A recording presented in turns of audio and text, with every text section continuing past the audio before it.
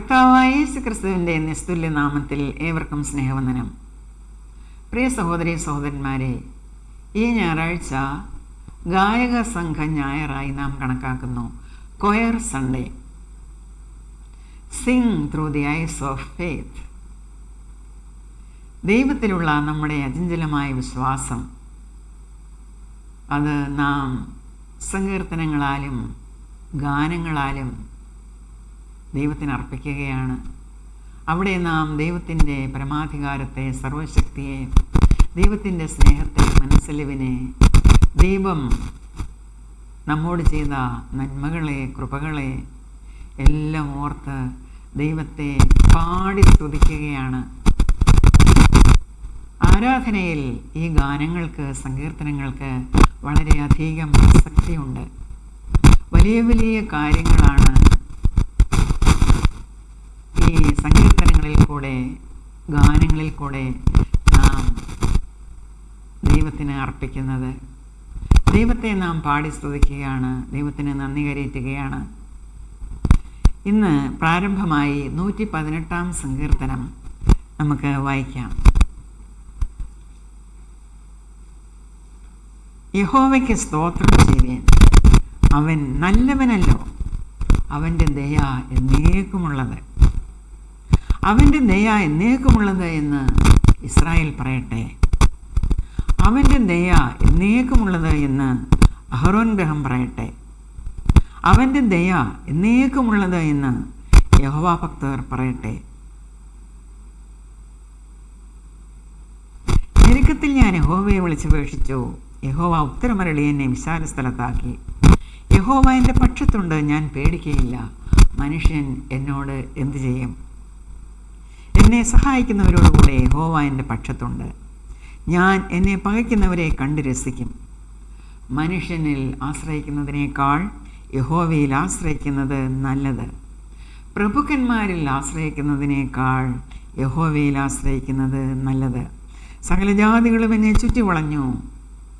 യഹോവയുടെ നാമത്തിൽ ഞാൻ അവരെ ഛേദിച്ച് കളയും. അവർ എന്നെ വളഞ്ഞു, അതെ, അവർ എന്നെ വളഞ്ഞു. യഹോവയുടെ നാമത്തിൽ ഞാൻ അവരെ ഛേദിച്ച് കളയും. അവർ തേനീച്ച പോലെ എന്നെ ചുറ്റി വളഞ്ഞു, മുൾത്തീ പോലെ അവർ കെട്ടുപോയി. യഹോവയുടെ നാമത്തിൽ ഞാൻ അവരെ ഛേദിച്ച് കളയും. ഞാൻ വീഴുവാൻ തക്കവണ്ണം നീ എന്നെ തള്ളി, എങ്കിലും യഹോവ എന്നെ സഹായിച്ചു. യഹോവ എൻ്റെ ബലവും എൻ്റെ കീർത്തനവുമാകുന്നു. അവൻ എനിക്ക് രക്ഷയായും തീർന്നു. ഒരു വലിയ കൂട്ടം ജനങ്ങൾ ഒരുമിച്ച് ദൈവത്തെ സ്തുതിക്കുകയാണ്. അവർ പരസ്പരം ദൈവം ചെയ്ത നന്മകളെപ്പറ്റിയും അവരുടെ ജീവിതത്തിൽ അനുദിനം നടക്കുന്ന സംഭവ വികാസങ്ങളെപ്പറ്റിയൊക്കെയും പറഞ്ഞ് ദൈവത്തെ വാഴ്ത്തുകയും സ്തുതിക്കുകയും പുകഴ്ത്തുകയൊക്കെ ചെയ്യുകയാണ്. അവർ ജീവിതത്തിൽ അനുഭവിക്കുന്നത്, ശത്രുക്കൾ അവരെ ആക്രമിച്ചപ്പോൾ, അവർ വീഴുവാൻ തക്കവണ്ണം ശത്രു അവരെ തള്ളിയപ്പോൾ യഹോവ അവരെ സഹായിച്ച കാര്യം, അതൊക്കെയും ഗാനങ്ങളിൽ കൂടെ, അതായത് സങ്കീർത്തനമായി അവർ ദൈവത്തിൻ്റെ മുമ്പിൽ അവതരിപ്പിക്കുകയാണ്. വാക്യപ്രതിവാക്യമായി ഈ സങ്കീർത്തനങ്ങളൊക്കെയും വായിക്കുമ്പോൾ അത് ഏറ്റവും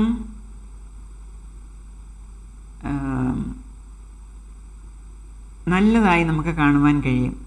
അതായത് യഹോവയ്ക്ക് സ്തോത്രം ചെയ്യുവീൻ, അവൻ നല്ലവനല്ലോ എന്ന് ഒരാൾ പറയുമ്പോൾ, അല്ലെങ്കിൽ ഒരു ഗ്രൂപ്പ് പറയുമ്പോൾ, അവൻ്റെ ദയ എന്നേക്കുമുള്ളത് എന്ന് മറ്റൊരു കൂട്ടർ പറയുകയാണ്. എല്ലാവരും തങ്ങളാൽ കഴിയുന്നത് പോലെ ദൈവത്തെ വാഴ്ത്തിപ്പാടുകയാണ്. ഇത് കീർത്തനങ്ങളാണ്, ഗാനങ്ങളാണ്. നല്ല ചിട്ടയോടും രാഗത്തോടും കൂടെയാണ് യഹൂദന്മാർ ഈ കീർത്തനങ്ങൾ അവരുടെ സിനഗോഗുകളിൽ ആലപിച്ചിരുന്നത്. അതുകൊണ്ടാണ് ഇതിനെ സങ്കീർത്തനം എന്ന് പറയുന്നത്. സാം 118. ഇവിടെ നാം വായിക്കുന്ന വേഴ്സ് 17, വേഴ്സ് 16. യഹോവയുടെ വലങ്കൈ വീര്യം പ്രവർത്തിക്കുന്നു, യഹോവയുടെ വലങ്കൈ ഉയർന്നിരിക്കുന്നു. അവർ പറയുകയാണ്, ഞാൻ മരിക്കയില്ല, ഞാൻ ജീവനോടെ ഇരുന്ന് യഹോവയുടെ പ്രവൃത്തികളെ വർണ്ണിക്കും. യഹോവ എന്നെ കഠിനമായി ശിക്ഷിച്ചു, എന്നാലും അവൻ എന്നെ മരണത്തിന് ഏൽപ്പിച്ചിട്ടില്ല. ഒരു കൂട്ടർ പറയുകയാണ്, അവരുടെ ജീവിതത്തിൽ ഉണ്ടായ പ്രശ്നങ്ങൾ കർത്താവ് അവരെ താളടിയാക്കുവാനല്ല, അവിടെ നിന്ന് അവരെ ഉയർത്തുവാനാണ്. അത്രമാത്രം സ്നേഹവാനാണ് ദൈവം എന്ന് അവർ ഈ സങ്കീർത്തനത്തിലൂടെ വാഴ്ത്തിപ്പാടുകയാണ്. അവർ പറയുന്നു, നീതിയുടെ വാതിലുകൾ എനിക്ക് തുറന്നു തരുവീൻ, ഞാൻ അവയിൽ കൂടെ കടന്ന് യഹോവയ്ക്ക് സ്തോത്രം ചെയ്യും. യഹോവയുടെ വാതിൽ ഇത് തന്നെ, നീതിമാന്മാർ അതിൽ കൂടി കടക്കും. നീ എനിക്ക് ഉത്തരമരുളി എൻ്റെ രക്ഷയായി തീർന്നിരിക്കയാൽ ഞാൻ നിനക്ക് സ്തോത്രം ചെയ്യും. വീട് പണിയുന്നവർ തള്ളിക്കളഞ്ഞ കല്ല് മൂലക്കല്ലായി തീർന്നിരിക്കുന്നു. ഇത് യഹോവയാൽ സംഭവിച്ചു, നമ്മുടെ ദൃഷ്ടിയിൽ ആശ്ചര്യമായിരിക്കുന്നു. അവർ വീണ്ടും പറയുന്നു, ഇത് യഹോവ ഉണ്ടാക്കിയ ദിവസം, ഇന്ന് നാം സന്തോഷിച്ച് ആനന്ദിക്കാം. യഹോവേ, ഞങ്ങളെ രക്ഷിക്കണമേ. യഹോവേ, ഞങ്ങൾക്ക് ശുഭത നൽകണമേ. യഹോവയുടെ നാമത്തിൽ വരുന്നവൻ വാഴ്ത്തപ്പെട്ടവൻ. ഞങ്ങൾ യഹോവയുടെ ആലയത്തിൽ നിന്ന് നിങ്ങളെ അനുഗ്രഹിക്കുന്നു. യഹോവേ, നീ എൻ്റെ ദൈവമാകുന്നു, ഞാൻ നിനക്ക് സ്തോത്രം ചെയ്യും. ഞാൻ നിന്നെ പുകഴ്ത്തും. യഹോവയ്ക്ക് സ്തോത്രം ചെയ്യുവീൻ, അവൻ നല്ലവനല്ലോ, അവൻ്റെ ദയ എന്നേക്കും ഉള്ളതാകുന്നു. ഇതുപോലുള്ള ഒരു ആലാപനം നമുക്കൊരു യുദ്ധത്തിൽ കാണുവാൻ കഴിയും. ഒരിക്കൽ യഹൂദ രാജാവായ യഹോശാഫാത്ത് തൻ്റെ രാജ്യത്തിന് നേരെ വന്ന 3 ശത്രു സൈന്യങ്ങളോട് യുദ്ധം ചെയ്യുവാനായി പുറപ്പെട്ടു. രാജാവ് നോക്കിയപ്പോൾ തനിക്കെതിരായി വരുന്ന ആ ശത്രുസേന വലിയൊരു സമൂഹമാണ്. അതിനോട് പിടിച്ചു നിൽക്കുവാൻ തക്ക സൈന്യബലമോ കഴിവോ യഹോശാഫാത്തിനില്ലായിരുന്നു. പക്ഷേ യഹോശാഫാത്ത് ദൈവഭക്തനായിരുന്നു, യഹോവാഭക്തനായിരുന്നു. അവൻ യഹോവയോട് ആലോചന ചോദിക്കുവാൻ തക്കവണ്ണം തയ്യാറായി. പരിഭ്രമിച്ചു പോയ യഹോശാഫാത്ത് രാജാവ് ദേശത്ത് ഒരു ഉപവാസവും പ്രാർത്ഥനയും പ്രസിദ്ധം ചെയ്തു. നാം ഇക്കാര്യം വായിക്കുന്നത് 2 Chronicles chapter 20 യഹൂദ രാജ്യത്തിന് നേരെ ആക്രമിക്കുവാൻ വന്നവർ മോവാബ്യരും അമ്മോന്യരും അവരോടുകൂടെ മെയൂന്യരും ആയിരുന്നു. അതായത് ചാവുകടലിന് പടിഞ്ഞാറുള്ള ഇന്നത്തെ ജോർദാൻ പ്രദേശങ്ങൾ, അതുപോലെ ഏദോം, പെട്ര തുടങ്ങിയ പ്രദേശങ്ങളിലുള്ളവരൊക്കെ ആയിരുന്നു വലിയൊരു ജനസമൂഹമായി, വലിയൊരു സൈന്യമായി ഈ യഹോശാഫാത്ത് ഭരിച്ചിരുന്ന ആ രാജ്യത്തെ ആക്രമിക്കുവാനായി വന്നത്. ഈ സംഭവം നടക്കുന്നത് ക്രിസ്തുവിനും മുമ്പ് 9-ാം നൂറ്റാണ്ടിലായിരുന്നു, 9th century BCE. ഈ സംഭവത്തിൽ എന്താണ് ഉണ്ടായത് എന്ന് നമുക്ക് വായിക്കാം. രാജാവ് ദേശത്ത് ഒരു പ്രാർത്ഥന പ്രസിദ്ധം ചെയ്തു. ഇവിടെ നാം വായിക്കുന്നത്, അങ്ങനെ യഹൂദരൊക്കെയും അവരുടെ കുഞ്ഞുങ്ങളോടും ഭാര്യമാരോടും മക്കളോടും കൂടെ യഹോവയുടെ സന്നിധിയിൽ ഒരുമിച്ചുകൂടി പ്രാർത്ഥിക്കുവാൻ യഹോശാഫാത്ത് രാജാവ് ദൈവത്തിൻ്റെ ആലോചന കേൾക്കുവാൻ തക്കവണ്ണം ദൈവസന്നിധിയിലിരുന്നു. അപ്പോൾ അവിടെ ഒരു പ്രവാചകനുണ്ടായിരുന്നു, യഹസീയേൽ. ആ പ്രവാചകൻ്റെ മേൽ ദൈവത്തിൻ്റെ പരിശുദ്ധാത്മാവ് ഇറങ്ങി. അതായത് ദൈവം ആ പ്രവാചകനിൽ കൂടെ ഈ യഹോശാഫാത്ത് രാജാവിനോടും ദേശനിവാസികളോടും സംസാരിക്കുകയാണ്.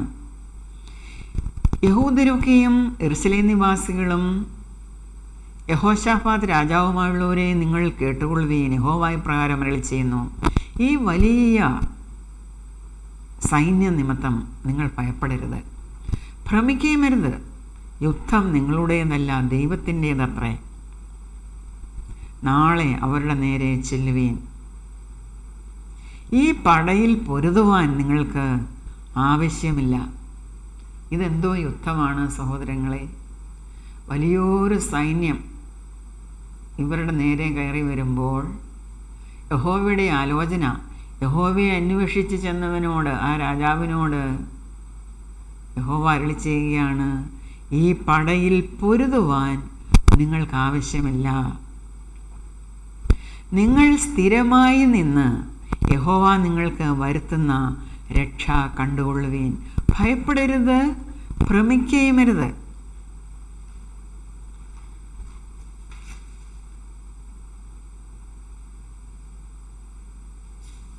ഇവിടെ വേഴ്സ് 17 നാം വായിച്ചത്, verse 17, Take up your possessions, stand firm, and see the deliverance the Lord will give you.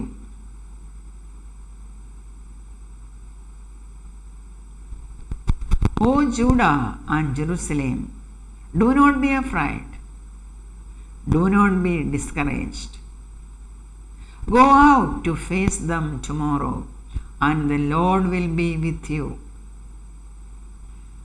ഇത് കേട്ടപ്പോൾ യഹോശാഫാത്ത് സാഷ്ടാംഗം വീണു. Jehoshaphat bowed with his face to the ground, and all the people of Judah and Jerusalem fell down in worship before the Lord. കാരണം അവർ കേട്ടത് ദൈവത്തിൻ്റെ അരുളപ്പാടാണ്. യഹോവ അവരോട് അരുളി ചെയ്യുകയാണ്, ഈ പടയിൽ പൊരുതുവാൻ നിങ്ങൾക്ക് ആവശ്യമില്ല. ഇവിടെ 2 സംഗീത ട്രൂപ്പുകൾ കടന്നു വരുന്നു. കൊഹാത്യരും കോരഹര്യമായ ലേവ്യർ ഇസ്രായേലിൻ്റെ ദൈവമായ യഹോവയെ അത്യുച്ചത്തിൽ സ്തുതിപ്പാൻ എഴുന്നേറ്റു. കാരണം ദൈവത്തിൻ്റെ പ്രസൻസ് അവർ മനസ്സിലാക്കി. ആ ദൈവത്തെ സ്തുതിക്കുവാൻ അവർ എഴുന്നേറ്റു. യഹോശാഫാത്ത് നിന്നുകൊണ്ട് പിന്നെയും ജനങ്ങളോട് പറയുകയാണ്, യെരൂശലേം നിവാസികളും യഹൂദ്യരുമായുള്ളവരെ കേട്ടുകൊള്ളുവീൻ.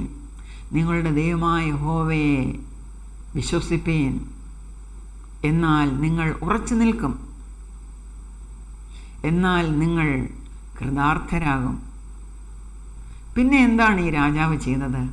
പിന്നെ അവൻ ജനത്തോട് ആലോചിച്ചിട്ട് വിശുദ്ധാലങ്കാരം ധരിച്ച് സൈന്യത്തിന് മുമ്പിൽ നടന്നുകൊണ്ട് യഹോവയെ വാഴ്ത്തുവാനും യഹോവയെ സ്തുതിപ്പീൻ, അവൻ്റെ ദയ എന്നേക്കുമുള്ളതല്ലോ എന്ന് ചൊല്ലുവാനും യഹോവയ്ക്ക് സംഗീതക്കാരെ നിയമിച്ചു.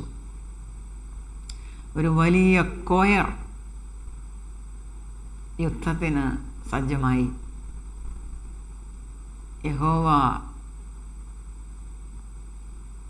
യഹോവയുടെ ആ സാന്നിധ്യം, യഹോവയുടെ വചനം കേട്ടപ്പോൾ അവനെ സ്തുതിക്കുവാനായി ഈ രാജാവ് ആളുകളെ ഒരുക്കുകയാണ്. അവർ എങ്ങനെയാണ് വിശുദ്ധാലങ്കാരം ധരിച്ച് സൈന്യത്തിന് മുമ്പിൽ നടന്നുകൊണ്ട് അവർ യഹോവയെ വാഴ്ത്തി. എന്താണ് അവർ പറഞ്ഞത്? യഹോവയെ സ്തുതിപ്പീൻ, അവൻ നല്ലവനല്ലോ, അവൻ്റെ ദയ എന്നേക്കുമുള്ളത്. അവർ പാടി സ്തുതിച്ചു തുടങ്ങിയപ്പോൾ യഹോവ യഹൂദയ്ക്ക് വിരോധമായി വന്ന അമ്മോന്യരുടെയും മോവാബ്യരുടെയും സെയീർ പർവ്വതക്കാരുടെയും നേരെ പതിയിരിപ്പുകാരെ വരുത്തി.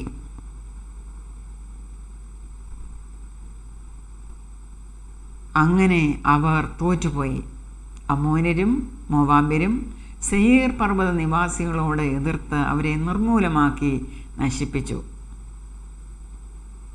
സെയീർ നിവാസികളെ സംഹരിച്ച ശേഷം അവർ അന്യോന്യം നശിപ്പിച്ചു. ഇത് ഏത് തരത്തിലുള്ള ഒരു യുദ്ധമാണ് സഹോദരങ്ങളെ? യഹോവയിൽ ആശ്രയിക്കുന്നവനെ യഹോവ സഹായിക്കും. ഇസ്രായേലിൻ്റെ എക്കാലത്തെയും ചരിത്രം അതാണ് കാണിക്കുന്നത്. നിങ്ങൾ യുദ്ധം ചെയ്യേണ്ട ആവശ്യമില്ല, യഹോവയെ സ്തുതിച്ചാൽ മതി. യഹോവ നിങ്ങൾക്ക് വേണ്ടി യുദ്ധം ചെയ്തുകൊള്ളും. യുദ്ധം യഹോവയ്ക്കുള്ളത്. അവർ യഹോവയെ പാടി സ്തുതിച്ചു. യഹോവ നല്ലവനല്ലോ, അവൻ്റെ ദയ എന്നേക്കുമുള്ളത് എന്ന് വലിയ കൊയർ ഗായക സംഘം പാടുവാൻ തുടങ്ങി. അങ്ങനെ പാടുവാൻ തുടങ്ങിയപ്പോൾ ശത്രുക്കൾക്ക് സ്ഥലകാലബോധമില്ലാതായി. അവർ പരിഭ്രമിച്ചു, കൺഫ്യൂഷനിലായി. അവർ പരസ്പരം ആക്രമിക്കുവാൻ തുടങ്ങി. യഹോശാഫാത്ത് രാജാവും അവൻ്റെ സൈന്യവും യുദ്ധം ചെയ്യേണ്ടി വന്നില്ല. ഇക്കാര്യം യഹോവ നേരത്തെ തന്നെ രാജാവിനോട് പറഞ്ഞിരുന്നു. നിങ്ങൾക്ക് ഈ പടയിൽ പൊരുതേണ്ട ആവശ്യം വരത്തില്ല. ശത്രുക്കൾ തമ്മിൽ പരസ്പരം പോരടിച്ച് എല്ലാവരും സംഹരിക്കപ്പെട്ടു. ഈ ദൈവത്തെ അവർ എങ്ങനെ സ്തുതിക്കാതിരിക്കും? അപ്പോൾ ആരാധന എങ്ങനെയാണ് ശത്രുവിന് നേരെ നമുക്ക് രക്ഷ തരുന്നത്, വിജയം തരുന്നത് എന്നാണ് നാം ഇവിടെ കണ്ടത്. ഇന്നത്തെ പ്രധാന വചനപാഠം വിശുദ്ധനായ ലൂക്കോസ് എഴുതിയ സുവിശേഷത്തിൽ നിന്നാണ്. 2-ാം അധ്യായം 29 മുതൽ 32 വരെയുള്ള വാക്യങ്ങൾ. വളരെയധികം പ്രായം ചെന്ന ശിമയോൻ എന്നു പേരുള്ള ഒരു വൃദ്ധൻ പാടിയ പാട്ടാണത്. ഇതിൻ്റെ പശ്ചാത്തലം നോക്കുകയാണെങ്കിൽ ഉണ്ണിയേശുവിനെയും കൊണ്ട് കന്യകമറിയാമും ജോസഫും യെരുശലേം ദേവാലയത്തിലേക്ക് കടന്നു വന്നപ്പോൾ ഈ ശിമയോൻ യേശു കുഞ്ഞിനെ കൈകളിലെടുത്ത് പാടിയ പാട്ടാണത്. നമുക്ക് വേഴ്സ് 22 മുതൽ വായിക്കാം. മോശയുടെ ന്യായപ്രമാണ പ്രകാരം കടിഞ്ഞൂലായ ആണൊക്കെയും കർത്താവിന് വിശുദ്ധമായിരിക്കണം എന്ന് കർത്താവിൻ്റെ ന്യായപ്രമാണത്തിൽ എഴുതിയിരിക്കുന്നത് പോലെ യേശു കുഞ്ഞിനെ കർത്താവിന് അർപ്പിപ്പാനും ഒരു ഇണക്കുറുപ്രാവിനെയോ 2 പ്രാവിൻ കുഞ്ഞിനെയോ കർത്താവിൻ്റെ ന്യായപ്രമാണത്തിൽ കൽപ്പിച്ചതുപോലെ യാഗം കഴിപ്പാനും അവർ യേശു കുഞ്ഞിനെ യെരുശലേമിലേക്ക് കൊണ്ടുപോയി. യെരുശലേമിൽ ശിമയോൻ എന്നു പേരുള്ള ഒരു മനുഷ്യനുണ്ടായിരുന്നു. ഈ മനുഷ്യൻ നീതിമാനും ഇസ്രായേലിൻ്റെ ആശ്വാസത്തിനായി കാത്തിരിക്കുന്നവനുമായിരുന്നു. പരിശുദ്ധാത്മാവും അവൻ്റെ മേലുണ്ടായിരുന്നു. കർത്താവിൻ്റെ ക്രിസ്തുവിനെ കാണും മുമ്പേ മരണം കാണുകയില്ല എന്ന് പരിശുദ്ധാത്മാവിനാൽ അവന് അരുളപ്പാടുണ്ടായിരുന്നു. കാരണം ഈ മനുഷ്യൻ ഇസ്രായേലിൻ്റെ വീണ്ടെടുപ്പുകാരനായ ക്രിസ്തുവിനെ പ്രതീക്ഷിച്ച് ഇരിക്കുന്ന ഒരു മനുഷ്യനായിരുന്നു. ഒരു ഉദ്ധാരകൻ വരും, അവരുടെ രക്ഷകനായി വരും എന്നുള്ളത് ആ പ്രവചനം അറിയാവുന്ന മനുഷ്യനായിരുന്നു. ആ ഉദ്ധാരകനെ കാത്തിരിക്കുന്നവനായിരുന്നു. അതുകൊണ്ടായിരുന്നു അവൻ മരിക്കാതിരുന്നത്.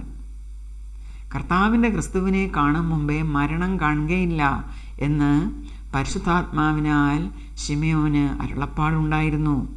അവൻ ആത്മനിയോഗത്താൽ ദേവാലയത്തിൽ ചെന്ന് യേശു എന്ന പൈതലിനു വേണ്ടി ന്യായപ്രമാണത്തിൻ്റെ ചട്ടപ്രകാരം ചെയ്യുവാൻ അമ്മയപ്പന്മാർ അവനെ അകത്തു കൊണ്ടുചെന്നപ്പോൾ അവനെ കയ്യിലേന്തി ദൈവത്തെ പുകഴ്ത്തി. ഇനിയുമാണ് ഇന്നത്തെ നമ്മുടെ വചനം കിടക്കുന്നത്. 29 മുതൽ 32 വരെയുള്ള വാക്യങ്ങൾ. ശിമയോൻ പാടുകയാണ്. ഇപ്പോൾ നാഥ, തിരുവചനം പോലെ നീ അടിയനെ സമാധാനത്തോടെ വിട്ടയക്കുന്നു. ജാതികൾക്ക് വെളിപ്പെടുവാനുള്ള പ്രകാശവും നിരജനമായ ഇസ്രായേലിൻ്റെ മഹത്വവുമായി നീ സകല ജാതികളുടെയും മുമ്പിൽ ഒരുക്കിയിരിക്കുന്ന നിന്റെ രക്ഷയെ എൻ്റെ കണ്ണ് കണ്ടുവല്ലോ എന്ന് പറഞ്ഞു.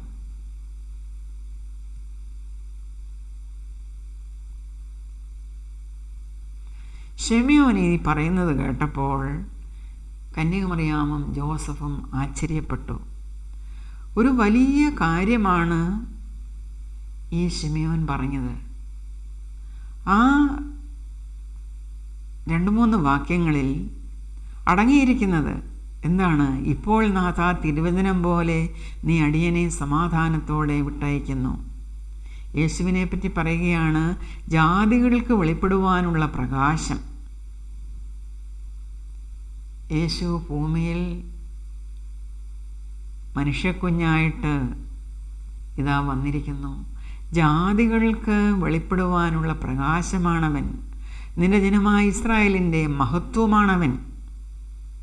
നീ സകല ജാതികളുടെയും മുമ്പിൽ ഒരുക്കിയിരിക്കുന്ന നിന്റെ രക്ഷയാണവൻ. ആ രക്ഷയെ എൻ്റെ കണ്ണ് കണ്ടുവല്ലോ. അതാണ് ശിമയോൻ പറഞ്ഞത്. പ്രിയ സഹോദരങ്ങളെ, ദൈവം ആരാണ്? മനുഷ്യനായി ഈ ഭൂമിയിൽ അവതരിച്ച ആ ദൈവത്തിൻ്റെ ഉദ്ദേശം എന്തായിരുന്നു? മനുഷ്യജാതിയെക്കുറിച്ച്, ഇസ്രായേലിനെക്കുറിച്ചുള്ള ആ ദൈവത്തിൻ്റെ ഉദ്ദേശം എന്തായിരുന്നു? ലോക ജനതയെപ്പറ്റി ആ ദൈവത്തിൻ്റെ ഉദ്ദേശം എന്തായിരുന്നു? അതെല്ലാം വ്യക്തമായി ഈ പാട്ടിൽ നമുക്ക് കാണുവാൻ കഴിയും. ദൈവത്തിൻ്റെ സർവാധികാരം, മനുഷ്യജാതിയെക്കുറിച്ചുള്ള അവൻ്റെ ഉദ്ദേശം, മനുഷ്യനെ രക്ഷിക്കുക എന്നുള്ളതാണ് ദൈവത്തിൻ്റെ ഉദ്ദേശം. ആ രക്ഷകനെയാണ് ഈ ശിമെയോൻ കാത്തിരുന്നത്. ഇതാ ശിമെയോൻ എന്ന വൃദ്ധൻ്റെ മുമ്പിൽ ഒരു കൈക്കുഞ്ഞായി ആ ദൈവം വന്നിരിക്കുന്നു. ആ കുഞ്ഞിനെ ശിമെയോൻ കൈകളിലേന്തി പറയുകയാണ്, ലോക ജനതയുടെ ജാതികളുടെ പ്രകാശമാണവൻ, രക്ഷകനാണവൻ. അന്ധകാരത്തിൽ നിന്ന് അവരെ വിടുവിക്കുവാനായി, അവരുടെ പാപം പോക്കുവാനായി, അവരെ ഉദ്ധരിക്കുവാനായി, വീണ്ടെടുക്കുവാനായി, അവരുടെ രാജാവായി അവൻ വന്നിരിക്കുകയാണ്. ഇക്കാര്യമെല്ലാം ഒരു മശിഹായിൽ അവർ പ്രതീക്ഷിച്ചിരുന്നു. ഇപ്പോൾ ഇതാ തൻ്റെ കൺമുൻപിൽ, തൻ്റെ കരങ്ങളിൽ ആ യേശു കുഞ്ഞിരിക്കുന്നു. അപ്പോൾ ആ വൃദ്ധൻ ഇങ്ങനെ പാടി. നാം ആലപിക്കുന്ന ഗാനങ്ങളും സങ്കീർത്തനങ്ങളും ദൈവത്തിൻ്റെ സർവശക്തിയും പരമാധികാരവും നിത്യസ്നേഹവും മനസ്സലിവും കൃപയും നാം ഏറ്റുപാടുക മാത്രമല്ല, അത് നാം ധ്യാനിച്ച് ദൈവത്തിന് സ്തുതിയും സ്തോത്രവും ആരാധനയും സമർപ്പിക്കുക മാത്രമല്ല, ദൈവത്തിന് മനുഷ്യ സൃഷ്ടിയിൽ ഉള്ള ആ ഉദ്ദേശം കൂടെ നാം വിശ്വസിച്ച് ഏറ്റുപറയുകയാണ് ചെയ്യുന്നത്. നാം ആ വിശ്വാസത്തിൽ ഉറച്ചിരിക്കണം. വിശുദ്ധനായ പൗലോസ് അപ്പോസ്തലൻ തെസ്സലോനിക്കർക്ക് ലേഖനം എഴുതിയപ്പോൾ തൻ്റെ 2-ാം ലേഖനം 1-ാം അധ്യായം 3 മുതൽ 12 വരെയുള്ള വാക്യങ്ങളിൽ തെസ്സലോനിക്കയിലുള്ള ജനങ്ങളെ പ്രശംസിക്കുകയാണ് ചെയ്യുന്നത്. നിങ്ങൾ ദൈവരാജ്യത്തിന് യോഗ്യമാവണ്ണം ജീവിക്കുന്നത് കൊണ്ട് നിങ്ങളുടെ ദൈനംദിന ജീവിതത്തിൽ അനേകം കഷ്ടങ്ങളും ഉപദ്രവങ്ങളും പീഡകളും ഒക്കെയും സഹിക്കേണ്ടതായി വരും. കാരണം നിങ്ങൾ യേശുക്രിസ്തുവിനെ നിങ്ങളുടെ കർത്താവും രക്ഷിതാവുമായി സ്വീകരിച്ച് അവൻ്റെ കൽപ്പനകളെ അനുസരിച്ച് അവൻ്റെ വഴിയിൽ നടക്കുവാൻ ഉറച്ചിരിക്കുന്നത് കൊണ്ട് ഈ ലോകത്തിന് അനുരൂപമാകാതെയാണ് നിങ്ങൾ ജീവിക്കുന്നത്. അതുകൊണ്ട് തന്നെ പലവിധ കഷ്ടങ്ങളും ഉപദ്രവങ്ങളും നിങ്ങൾക്ക് അനുഭവിക്കേണ്ടതായി വരും. നിങ്ങൾ വിശ്വാസത്തിൽ ഉറപ്പുള്ളവരാണ്. അതിനാൽ ഞങ്ങൾ നിങ്ങളെ ഓർത്ത് അഭിമാനിക്കുന്നു, പ്രശംസിക്കുന്നു. പൗലോസ് അപ്പോസ്തലൻ പറയുന്നു, സഹോദരന്മാരെ, നിങ്ങളുടെ വിശ്വാസം ഏറ്റവും വർദ്ധിച്ചും ആളാമൃത നിങ്ങൾക്ക് എല്ലാവർക്കും അന്യോന്യ സ്നേഹം പെരുകുകയും വരികയാൽ ഞങ്ങൾ യോഗ്യമാകും വണ്ണം ദൈവത്തിന് എപ്പോഴും നിങ്ങളെക്കുറിച്ച് സ്തോത്രം ചെയ്യുവാൻ കടപ്പെട്ടിരിക്കുന്നു. അതുകൊണ്ട് നിങ്ങൾ സഹിക്കുന്ന സകല ഉപദ്രവങ്ങളിലും കഷ്ടങ്ങളിലുമുള്ള നിങ്ങളുടെ സഹിഷ്ണുതയും വിശ്വാസവും നിമിത്തം ഞങ്ങൾ ദൈവത്തിൻ്റെ സഭകളിൽ നിങ്ങളെ ചൊല്ലി പ്രശംസിക്കുന്നു. പ്രശംസ അർഹിക്കുന്ന പ്രവൃത്തിയാണ് ഇവർ ചെയ്യുന്നത്. അവർ വിശ്വാസത്തിൽ ഉറച്ചു നിൽക്കുന്നു, വ്യതിചലിച്ചു പോകുന്നില്ല. അതിൻ്റെ ഉദ്ദേശമാണ് അടുത്ത സെൻറ്റൻസിൽ നാം വായിക്കുന്നത്. അത് നിങ്ങൾ കഷ്ടപ്പെടുവാൻ ഹേതുവായിരിക്കുന്ന ദൈവരാജ്യത്തിന് നിങ്ങളെ യോഗ്യന്മാരായി എണ്ണും എന്നിങ്ങനെ ദൈവത്തിൻ്റെ നീതിയുള്ള വിധിക്ക് അടയാളമാകുന്നു. ദൈവരാജ്യമാണ് നിങ്ങളുടെ ലക്ഷ്യം. ദൈവരാജ്യത്തിൽ ആയിരിക്കുന്നവൻ എങ്ങനെ ആയിരിക്കണം, ഏത് രീതിയിലുള്ള ഒരു ജീവിതമാണ്, സ്റ്റാൻഡേർഡാണ് നിങ്ങൾക്ക് ഉണ്ടായിരിക്കേണ്ടത്. അതനുസരിച്ച് നിങ്ങൾ ജീവിക്കുന്നത് കൊണ്ടാണ്, ഈ ലോകത്തിന് അനുരൂപമാകാതെ ജീവിക്കുന്നത് കൊണ്ടാണ് നിങ്ങൾക്ക് കഷ്ടതയും പ്രയാസവും ഉണ്ടാകുന്നത്.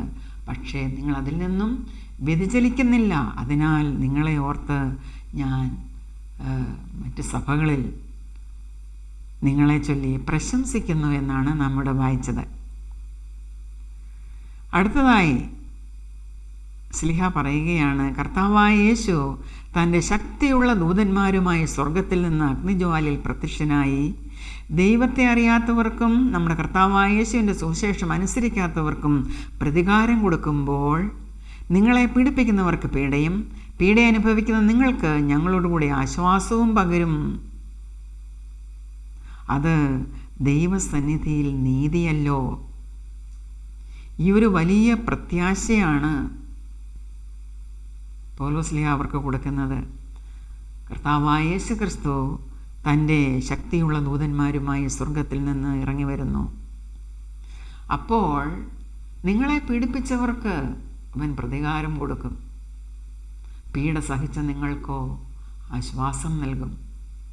പ്രിയ സഹോദരങ്ങളെ, നാം ഇപ്പോഴും സുവിശേഷം പ്രസംഗിക്കുന്നത് ഇങ്ങനെ ഒരു പ്രതികാരം ജനങ്ങൾ അനുഭവിക്കരുത്. ദൈവരാജ്യത്തെ പറ്റിയുള്ള സുവിശേഷം അവർ കേട്ടു. നിത്യരക്ഷയിലേക്ക് അവരെ ഓരോ സുവിശേഷകനും മാടി വിളിക്കുകയാണ്. കർത്താവായ യേശു ക്രിസ്തുവിൽ വിശ്വസിക്കുക, എന്നാൽ നീയും നിന്റെ കുടുംബവും രക്ഷ പ്രാപിക്കും. ആ സുവിശേഷം അനുസരിക്കാതെ അഥവാ അതിന് ചെവി കൊടുക്കാതെ ജീവിക്കുന്നവർക്ക് കർത്താവിൻ്റെ വരവിങ്കിൽ സംഭവിക്കുവാൻ പോകുന്നത് കർത്താവിൻ്റെ പ്രതികാരമാണ്.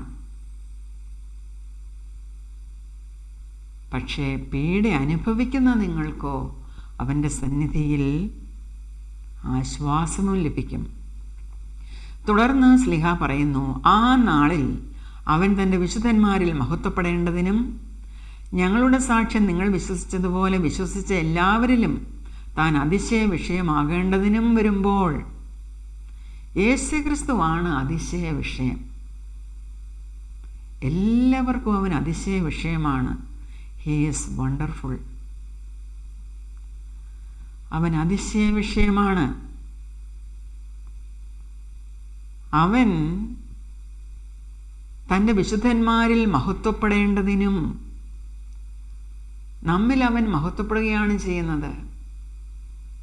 ദൈവരാജ്യത്തിൽ ആയിരിക്കുന്ന നാം ആ രീതിയിൽ ജീവിക്കുന്നത് കൊണ്ട് അവൻ നമ്മിൽ മഹിമപ്പെടുകയാണ്. അവനെ തന്നെയാണ് നാം ധരിച്ചിരിക്കുന്നത്. മഹത്വത്തിൻ്റെ പ്രത്യാശയാകുന്ന ക്രിസ്തുവാണ് നമ്മിലായിരിക്കുന്നത്. അവൻ നമ്മിൽ മഹത്വപ്പെടുകയാണ് ചെയ്യുന്നത്. അവൻ തന്നെ എല്ലാവരിലും അതിശയ വിഷയമാകുന്നു. അപ്പോൾ സുവിശേഷം അനുസരിക്കാത്തവർ കർത്താവിൻ്റെ സന്നിധാനവും അവൻ്റെ വല്ലഭത്വത്തോടു കൂടിയ മഹത്വവും വിട്ടകന്ന് നിത്യനാശം എന്ന ശിക്ഷാവിധി അനുഭവിക്കും.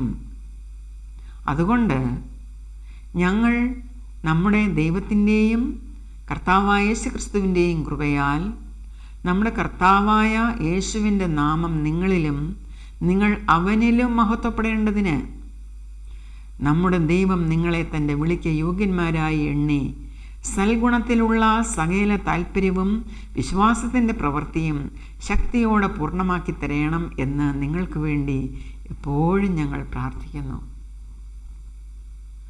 നാം കർത്താവിലും കർത്താവ് നമ്മിലും മഹത്വപ്പെടുകയാണ് ചെയ്യുന്നത്. ആ ഒരു വലിയ അവസ്ഥയാണ് സഹോദരങ്ങളെ യേശുവിനെ അനുഗമിക്കുന്ന നമുക്ക് ഉണ്ടാകുവാൻ പോകുന്നത്. പൗലോസ്ലീഹ അത് പറഞ്ഞ് നമ്മെ ഉറപ്പിക്കുകയാണ് ചെയ്യുന്നത്. നമ്മുടെ ഈ ലോകത്തിലെ ജീവിതത്തിൻ്റെ ഉദ്ദേശം എന്താണ്? കർത്താവ് നമ്മിൽ മഹത്വപ്പെടണം. അതുപോലെ നാം അവനിലും മഹത്വപ്പെടണം. കർത്താവിൻ്റെ ആ സുവിശേഷം ഇന്നും പ്രഘോഷിക്കപ്പെടുമ്പോൾ അതിന് ചെവി കൊടുക്കാത്തവർ ഈ വലിയ കാര്യം മനസ്സിലാക്കണം. കർത്താവ് അഗ്നിജ്വാലയിൽ തൻ്റെ വിശുദ്ധ ദൂതന്മാരുമായി സ്വർഗത്തിൽ നിന്ന് ഇറങ്ങി വരുമ്പോൾ അവൻ്റെ വല്ലഭത്വത്തെ മനസ്സിലാക്കാതെ, അവന് ചെവി കൊടുക്കാതെ, അവനെ അംഗീകരിക്കാതെ ജീവിക്കുന്നവർക്ക് അത് പ്രതികാര ദിവസമാണ്, ശിക്ഷാവിധിയാണ് അവർക്കുണ്ടാകുന്നത്.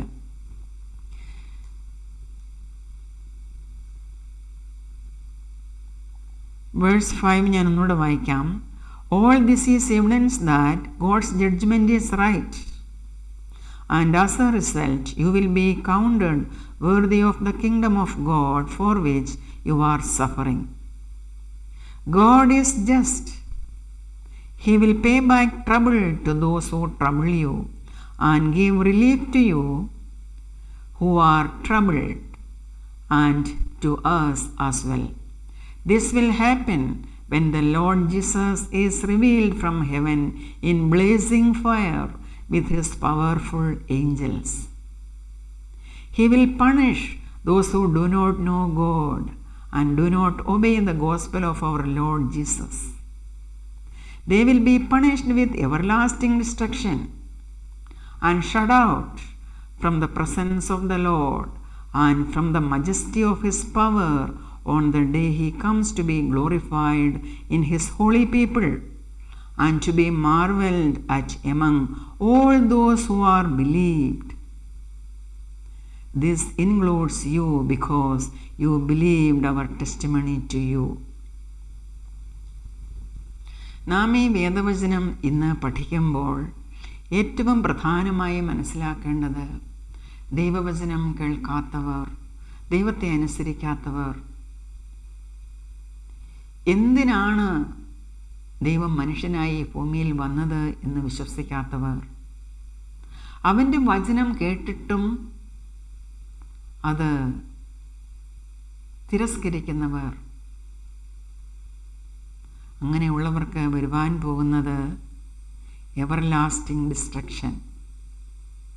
They will be punished with everlasting destruction and shut out from the presence of the Lord and from the majesty of his power on the day he comes to be glorified in his holy people. ദൈവം നമ്മെ വിശുദ്ധീകരിച്ചിരിക്കുകയാണ്. ദൈവമാണ് നമ്മെ വിശുദ്ധീകരിക്കുന്നവൻ. ദൈവത്തിന് നമ്മെ തന്നെ നാം സമർപ്പിച്ച് കഴിയുമ്പോൾ ദൈവത്തിൻ്റെ പരിശുദ്ധാത്മാവാകുന്ന അഗ്നി നമ്മളെ വിശുദ്ധീകരിക്കും. നാം അതിനു വേണ്ടി ഏൽപ്പിച്ചു കൊടുക്കണം. ഈ വിശുദ്ധ ജനത്തിൽ അവൻ മഹത്വീകരിക്കപ്പെടും, നാം അവനിലും. അതാണ് നമ്മുടെ പ്രശംസ. നാം ഗാനങ്ങൾ പാടുമ്പോഴും കീർത്തനങ്ങൾ ആലപിക്കുമ്പോഴും ഈ വലിയ വിശ്വാസത്തെയാണ് നാം പ്രഘോഷിക്കുന്നത്.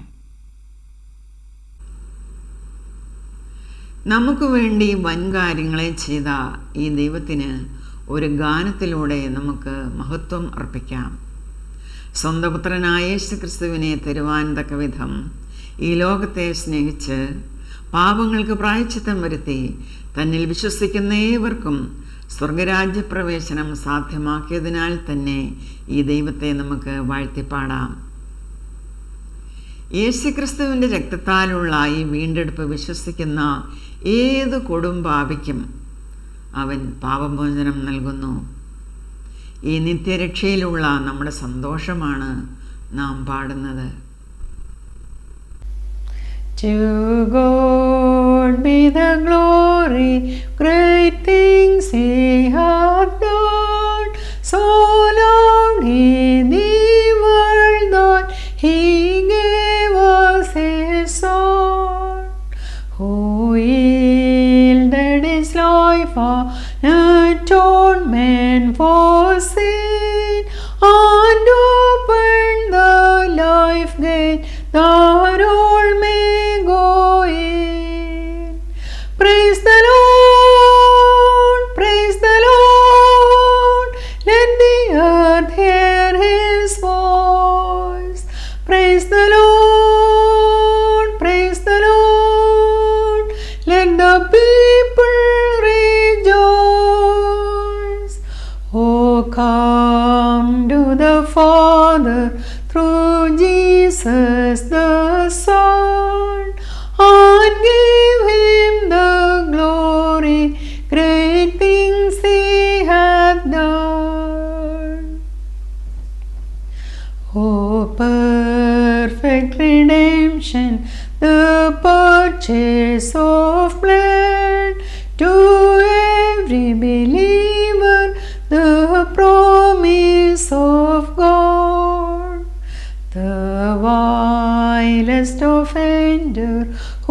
truly believes that moment from Jesus a pardon receives.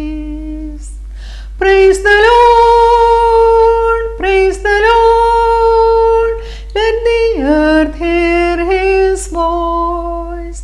Praise the Lord, praise the Lord, let the people rejoice.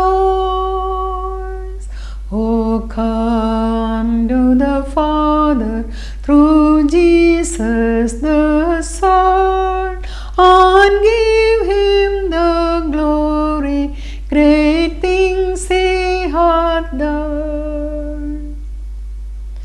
Great things He hath taught us, great things He hath done, and great our rejoicing through Jesus the Son.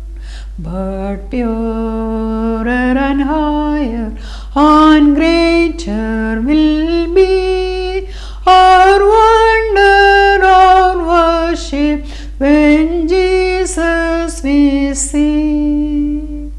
Praise the Lord, praise the Lord, let the earth hear His voice. Praise the Lord, praise the Lord, let the people rejoice. Oh, come to the Father through Jesus the